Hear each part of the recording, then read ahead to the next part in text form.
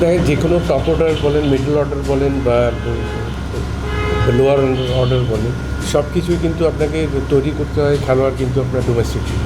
এখানে কিন্তু আমাদের হাই পারফরমেন্স ইউনিট আছে, আমাদের এই টিমের টাইগার্স ক্রিকেটে আছে, নার্সিং করা হয় কোচদের নিয়ে, সেভাবে কিন্তু ডেভেলপ করতে হয় এবং প্লেয়ারদেরকে কিন্তু পারফরমেন্সে তখন ডোমেস্টিক ক্রিকেটে দেখতে হয় কে কোন জায়গায় কোন পজিশনে কতটুকু ভালো করতে পারবে, ওই যে ডেভেলপের জায়গা। তারপরে ইন্টারন্যাশনাল এরিনায় আপনি ওই খেলোয়াড়কে অ্যাটলিস্ট 5টা থেকে 6টা ইনিংস তো দেখতে হবে যে ওই প্লেয়ারটা কেমন করে, তারপর স্ট্যাবলিশমেন্টের যে প্রশ্নটা আসে। তো এখানে ধাপে ধাপে আপনাকে ওইভাবে চিন্তা করে আগাতে হয়। একটা খেলোয়াড়কে ওইভাবে চিন্তা করা হয় না যে আপনি নিয়েই শুরু থেকে আপনাকে টপ অর্ডারে দিয়ে দিলেন, তারপর আপনার 4টা বা 5টা ইনিংসে কোনো রেজাল্ট হলো না, আপনি ওকে বাদ দিয়ে দিলেন। এইভাবে চিন্তা ভাবনাটা করলে ওই প্লেয়ার থেকে কিছু পাওয়া যায় না। তো এটা আমাদের এখানে দীর্ঘদিন ধরেই আমরা ওপেনের প্লেয়ারটা নিয়ে সমস্যা হচ্ছিল এবং মিডল অর্ডারে এখন যেটা সমস্যা হচ্ছে।